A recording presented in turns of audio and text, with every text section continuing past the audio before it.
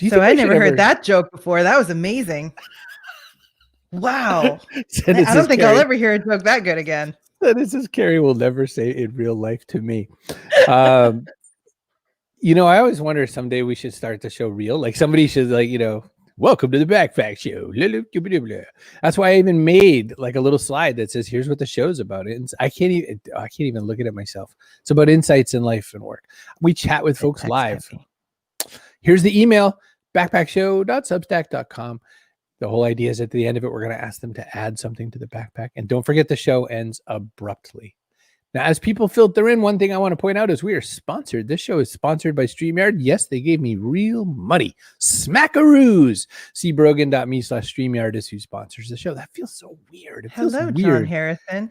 So StreamYard gives us this kind of juicy tech where we show comments and things like that. So, and fun fact, I was using it well before they ever gave me any money for anything. So I just super like it. Yeah, they haven't paid me back for the software that I bought. They said they were going to do that. John says there's nothing abrupt about the endings. John, let's talk about your personal life later, about how things are supposed to end. You can do that after the show is over. So this is how I came up with today's concept for the show. I wanted to talk with clowns, and I found Clowns Without Borders, this great organization that goes to places that are having natural disasters and other traumas and brings laughter back to people. So yay, I'm so happy you didn't cut me off with the opener for that one. I'm very excited to have them with us today. I had to. I mean, it's an important one. To me, there's like, Sayda, you should know that my dad and mom come from Las Vegas. So they're here at, an hour even earlier than you. So they feel your pain, just, We're going to bring Naomi and Sayda on very shortly to talk about some clowns. But I feel like I'm supposed to be doing something.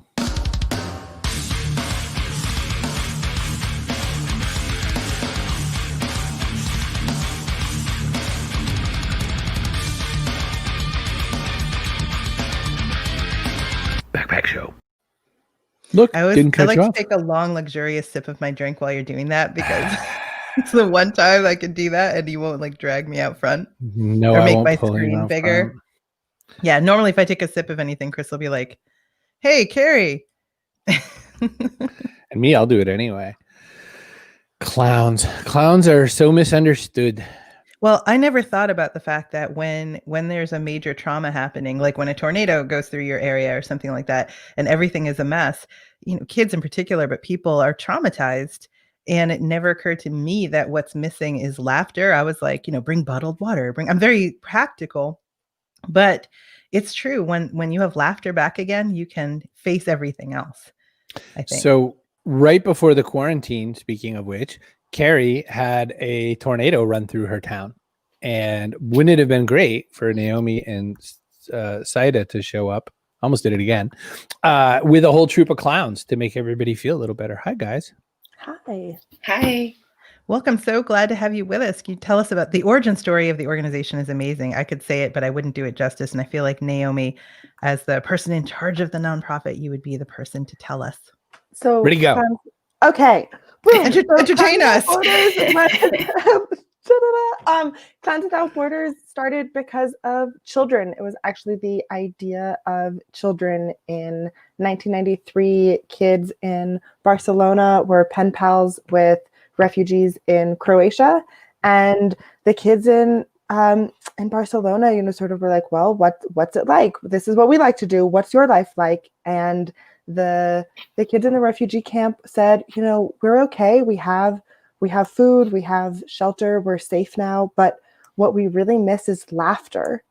And so the kids in Barcelona were like, oh, well, you need a clown.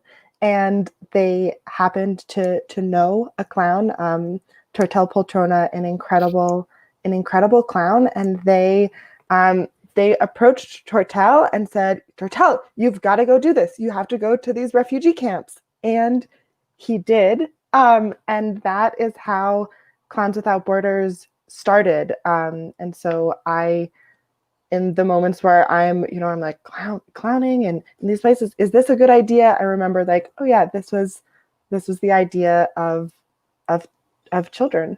So it must be a good idea. Sayda, what brought you to the work? You have a lot of training, by the way. For those of you watching that aren't aware of this, you don't just put on makeup and you're a clown. Like there's quite a lot of theatrical training that Sayda and Naomi have had. Thank you. Thank you for having me here. I came to Clowns Without Borders by chance. When I met Clowns Without Borders, I had already had gone to clown school, which is a school where I learned physical theater, and a big section of the program is on clown. However, I hadn't fully connected to this, to being a clown. And so when they explained, I met someone, David Lichtenstein, who is part of Clowns Without Borders. And he said, I've been to Guatemala a few times, and that's where I come from. And we connected in that way. And a year later, he called me to ask if I would join him on an expedition. There had been a hurricane in Guatemala that displaced a lot of families. And so I went on my first Clowns Without Borders trip in January 2006. And that to me meant a lot. It meant I could perform for people where I come from. And one wonderful thing about our work is that it doesn't depend on language, on spoken language is the language of feelings, of expression, of physical, of action. So it was wonderful for me personally to integrate my training without being so in my head about it, but actually falling and tripping and pushing, and also connecting with the people and the loss. So you connect, you don't disconnect. And I think when hard things happen, we tend to disconnect, or maybe use humor. But in this sense, humor comes together and without denying the pain and the hardship. So I don't know if that makes any sense, but it's a platform where pain and joy is included. Yes.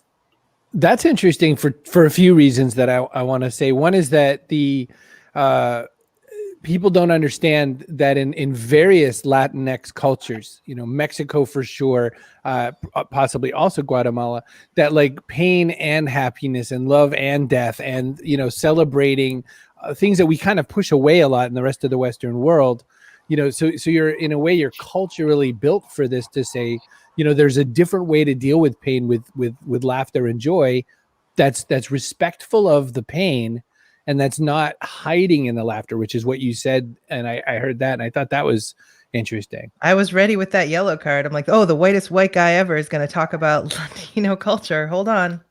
Get that yellow card ready. But nope, we were okay. I did all right. But I'm also curious to know what brings you to this. And by the way, when you said something about, learning physical acting and all that, and you said clown was part of that, now I'm lost. What, like, are there 7 other physical actings that aren't clown? I guess there are, but what does that mean? So there's theater training that is about dialogue, it's a version of what we see on TV, and you see it in the theater, is 2 actors sitting across a table or sitting in chairs or doing a closer imitation of what life looks like, what our day-to-day.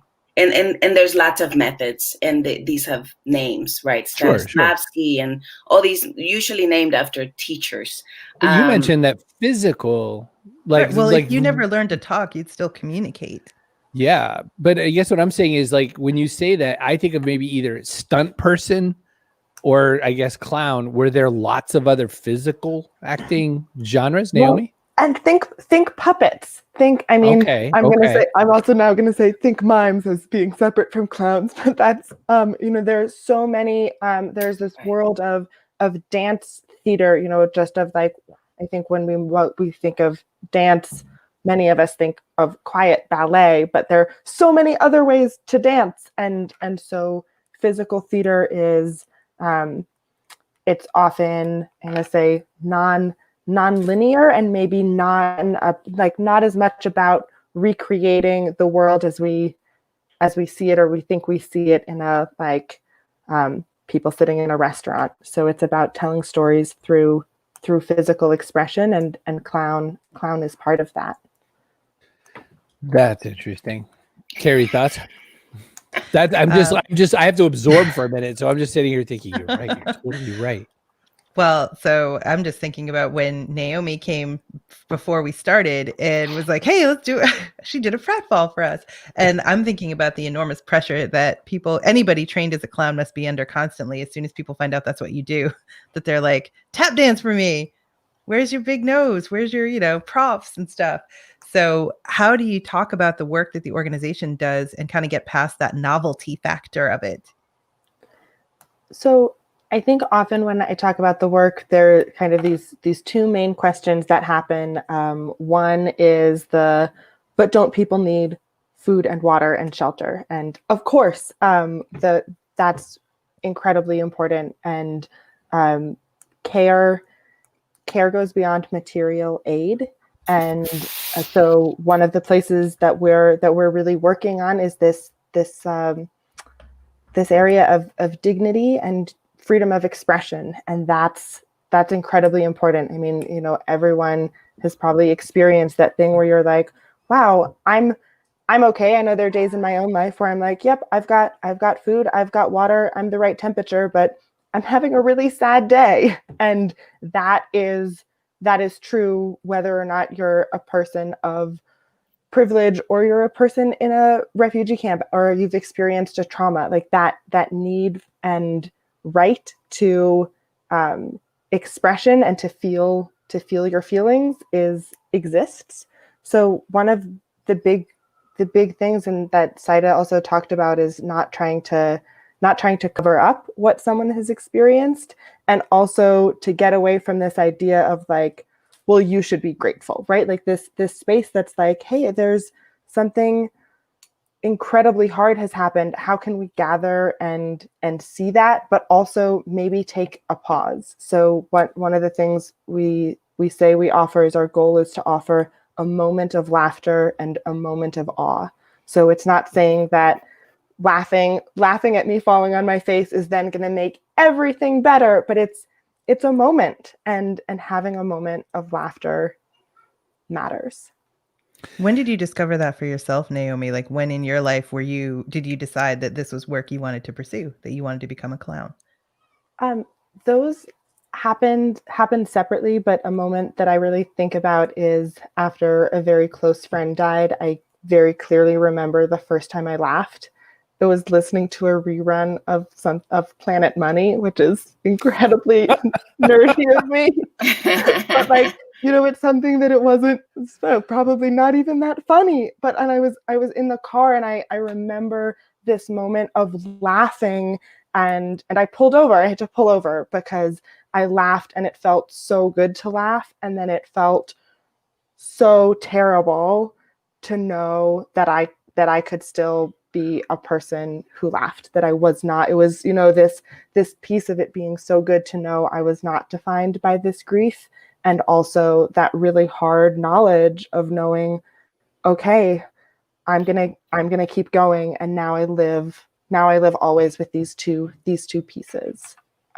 So that's kind of my big laughing matters. And I tried really hard not to be a clown. I have an MBA in sustainable business. I've tried not to be a clown. Do you go to Clowns Anonymous? Do you have like face paint patch on your arm? Is there like, you have a nose in your purse and they like shake you down for that because it's been 4 days since you put a nose on? How's that work? Our friends at Women's Leadership Live say children do need joy and laughter, and they admire your intent, Naomi and Sayda, to bring those struggling environments laughter again. So yeah, that's me. But yeah, so why did you not want to be a clown? I guess like I've well, because you're supposed to do something more grown up. Is that what you end up feeling? Right. Yeah, or just I think there are a lot of myths around like what it means to be an artist and to be a productive person in society, and this idea that those are at odds. And so that was a lot of the chatter in my head around What you should do. finding a real job. Right. And there's, I know that there are always people I can connect with through laughter. What, finance doesn't work as well for that? What are you talking about? We'll keep seeing. I kind of am on a month-to-month basis of how I make the other parts of my life work. And I'm thinking the same kind of question a different way for Sayda. First off, the choice to be a performer of any kind, an artist of any kind, like Naomi said, but outing yourself to your family and your loved ones. Like, did you have a phone call with mom or dad and say, "Hey, mom, I'm a clown"? Like that, because I don't imagine that went well. What a question.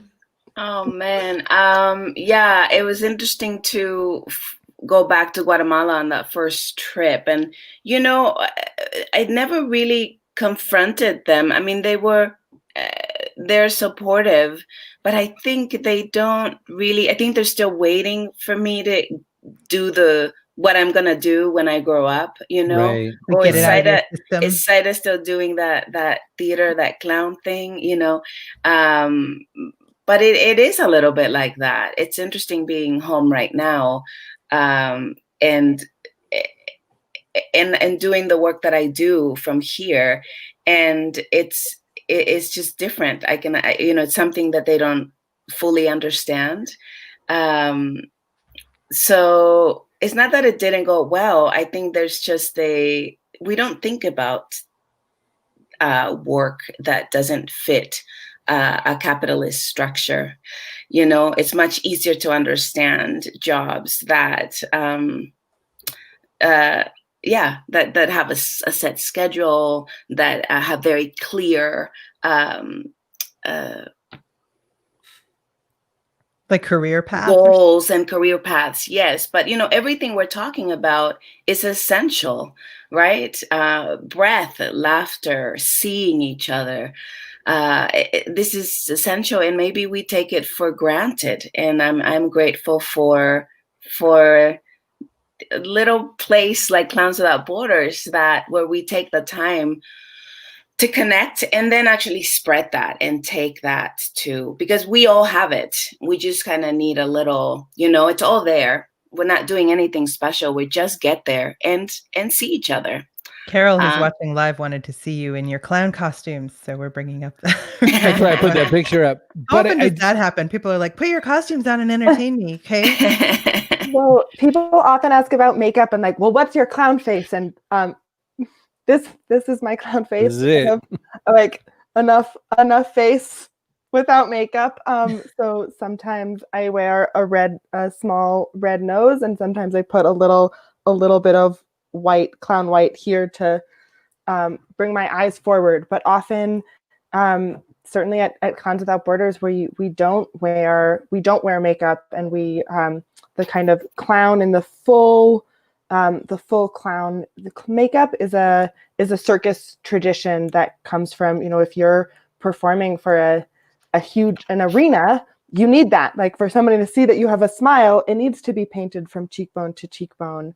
But for us, sometimes we have audiences of 2,000 and sometimes we have audiences of 25. And what's most important is seeing how we look alike or how we don't look alike. So this is my clown face. My costume right now, a costume I've been working with is a pair of blue coveralls. I also have some colorful overalls. Sayda, what's your clown costume like? Well, I was just thinking about that, how it also has changed, and sometimes because of where we go. So before going to Palestine in 2014-15 with Clowns Without Borders, my costume was always a skirt with striped socks and something colorful, and again just my nose, and also because we're working outside and often in dirt ground, and we're gonna fall and we're going to. But when I went to Palestine, and I went with David Lichtenstein. I was kind of a small version of David, which is and also because as a woman, I needed to cover myself a little bit more. I wore, a jacket with like a red button-up shirt and a yellow flower, and these boots and a big bun out here, and it was so hot. But it was also I actually love that costume, so I use that a lot.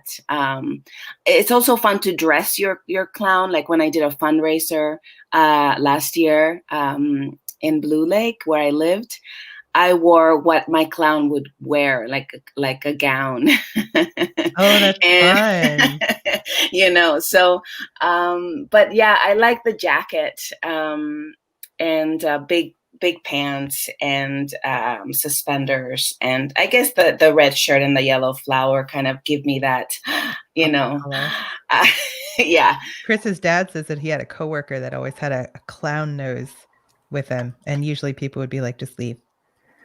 No. But what he said is his driver's license had a clown nose on it as well. He stuck a little sticker on the driver's license. So when the police would pull him over, they would look at his license, see the red dot on his nose, look up, and he'd had the clown nose on. And the cop would say, just leave. And that was it. He got out of a lot of tickets with a little red nose. Carol says you must get such gratitude from the people you help. And she's commenting on my makeup because I did an Instagram video showing what I do before we ever come on.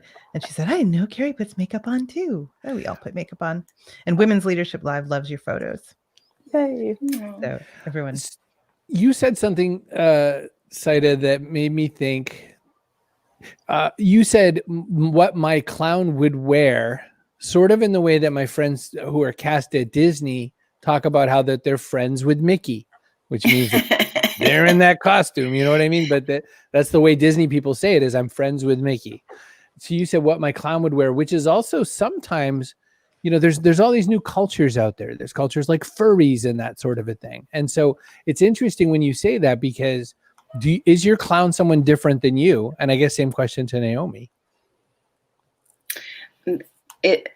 It's a part of me. It's me, but it's a part of me that that can. It's not the part of me. Well, it's the part of me that shows up every day in different ways, but that as a clown has full permission to not please anyone else, but create. And live in my own, in my own structure world. So there's so much freedom and actually fear and terror in this. It's a kind of in between that it's about the possibility of just being all the time that fire, that thing. It's permission that we don't always have in our, from the moment we wake up to the moment we go to sleep. Chris is Chris all the time. He's exactly like this. It's so wonderful. All the time. Yeah, but it's funny because as you said it, I was thinking, there are so many, there's so many other walks of life of people who are finding other ways to manifest that same thing, that they're realizing that if they extract this or sort of expand a certain kind of avatar, it allows them to be more of themselves, because they at least have that mental sense of a differentness or a barrier that then makes you feel more comfortable. And I'm curious, especially in the work, Naomi, that a lot of these children's, parts of their personality have been shattered by their experience. Is this a vessel you give them to put some of themselves into? So I think that for me, what is my clown is really about kind of amplifying different parts of myself. So I kind of turn up the part of me who's a rule follower, or who tries really hard but can never get it right, but really wants to get it right. And that's one of the ways. So I tend to have this very fast way of moving in my clown, and then these moments where I stop and realize I've done everything wrong. And so then in terms of what it means for the audience is we kind of, I think of it as inviting the audience along on the emotional journey. So my clown especially gets really excited and also very frustrated, and then really excited and really frustrated, and I'm kind of always in this process of try again, and I can go from laughing to crying to stomping my foot to being mad at my clown partner to wanting a hug, and it's this roller coaster. And my hope is that everyone in the audience has a moment where they can join on. And for some, that will be in the laughter. And for some, it will be in the frustration.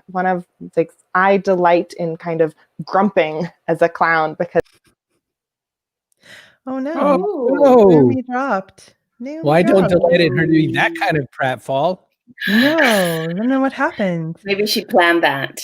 Well, Sayda, Yeah, maybe mid-sentence. Well, you told her that you like to end the show mid-sentence, so maybe she's getting you back. We'll see if we can get her back. But while we're working on that, Sayda, how have you continued your work now in the time of COVID when there are so many travel restrictions and it's really difficult to impossible to get to some of these places? So I teach at Del Arte International School of Physical Theater. And so the pandemic caught us halfway through the last semester, the semester. So the last 3 months of school, we taught via Zoom, as well as some in person, but distant, like taking walks in nature and that kind of stuff. And since then, since we finished school, I decided to come to be at my mother's house in New Mexico, and to kind of ride the pandemic from here.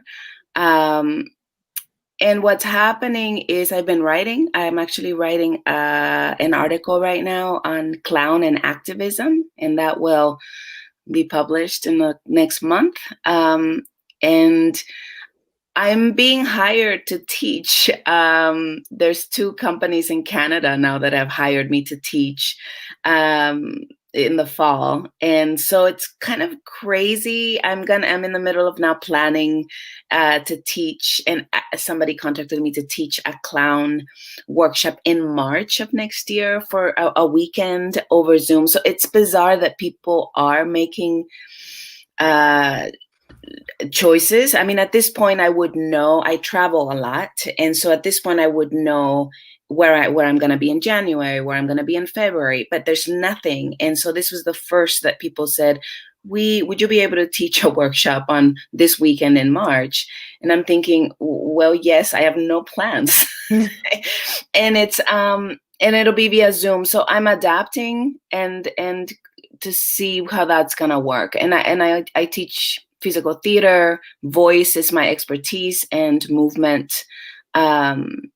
And yeah, I'm just learning how to do that in this way. What's your go-to move if you don't know a lot about an audience and you need to get them on board kind of, quickly? What do you try first? Like, what's most universally what reaches people?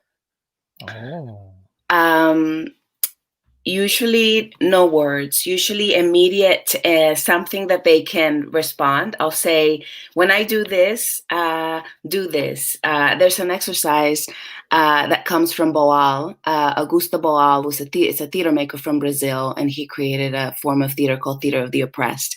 And there's a wonderful exercise that's called 1, 2, 3. And so we'll say a pair. I'll say 1, you say 2, I'll say 3, and we just loop it. 1, 2, 3. I just want them all. Yeah. And so we do that. And then I'll say, and now with the 1, make a big gesture, right? So every time 1 comes along, it will be this. And every time 2 comes along, it will be this. And every time 3 comes along, it'll be this. So then we don't have time to think. And we're just communicating with gesture, and there's laughter, and there are mistakes, which every time there's a mistake, I say to them, we will celebrate. So if someone makes a mistake, we're going to jump up and down and say, yay!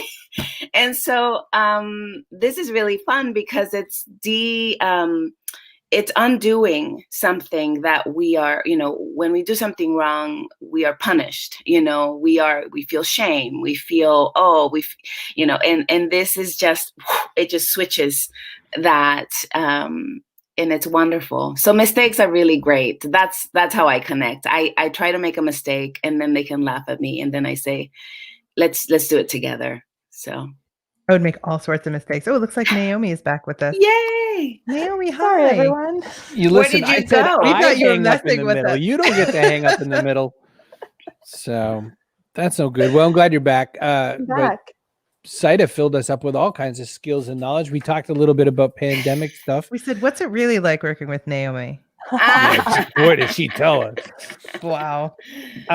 So we're at that part of the show where we have to talk about the backpack. And the concept is that basically life is tricky. There's a lot of stuff going on. We are not on solid ground. You both are not on solid ground. That's for darn sure.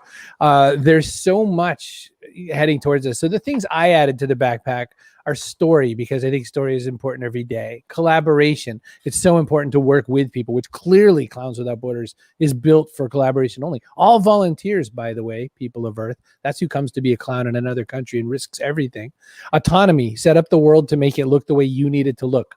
Manchu is a Okinawan word. It means one family. You'll love the concept behind that because it's the family we choose, not the ones that birthed us. And execution, of course, just do it, because if we're not doing, then none of it matters. We're just talking. So Naomi or Sayda, whoever goes first, what would you like to add to the backpack for people so they can succeed in the next 5 years or more?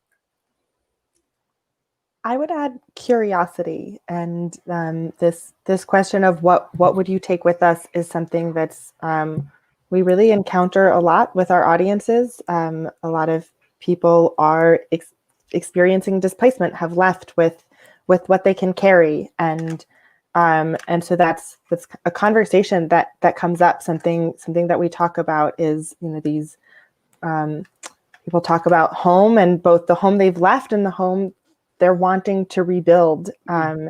And what I've really learned about what I would want to take with me is curiosity, and that's both as a performer and a clown. That piece of being interested in other people, of being curious. Avner the eccentric, an incredible clown and teacher, says, "Be interested, not interesting." So I think that's my job as a clown is to ask questions, is to stay curious, and that curiosity is also around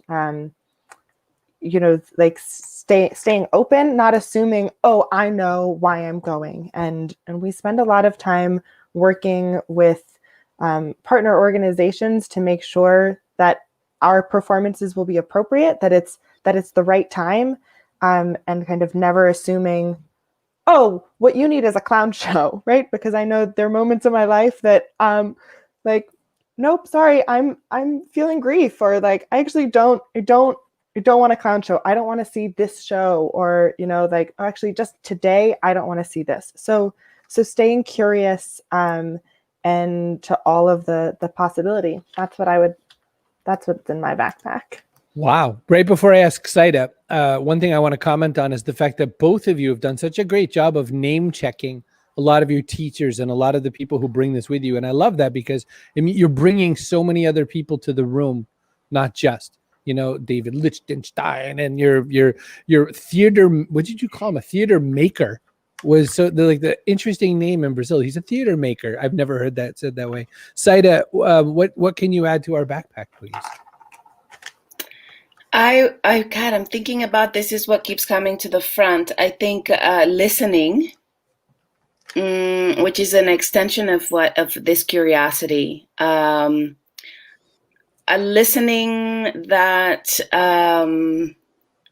is not with your ears, or listening that is from your gut and your feet, a sense that you feel your feet on the ground, and you let all that scary stuff move in your belly, and to listen from that place.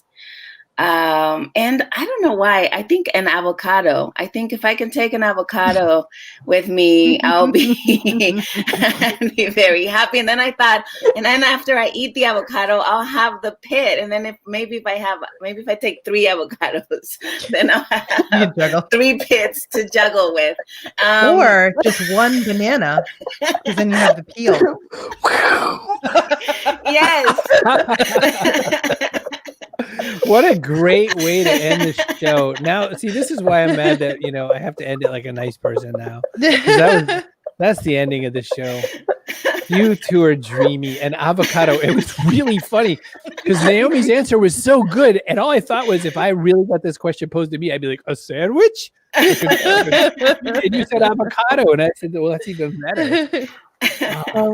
I live out of my backpack, so like I can open it up and be like, well, this is how many pair of socks I own. But listening with that's them, all of them. Concept.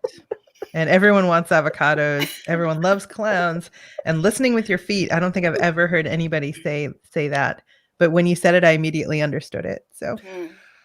I really want to leave you with just a little bit of encouragement. And I was messaging Carrie in our little private back channel, the one that she usually says, stop it or be better or, pay attention or anything she usually says. I feel like emotional in a way I don't feel about any of the episodes we've ever done. And it's because of the way you do what you do and the work that you do and how you've delivered it. I've never felt that way. They always say, leave them wanting more.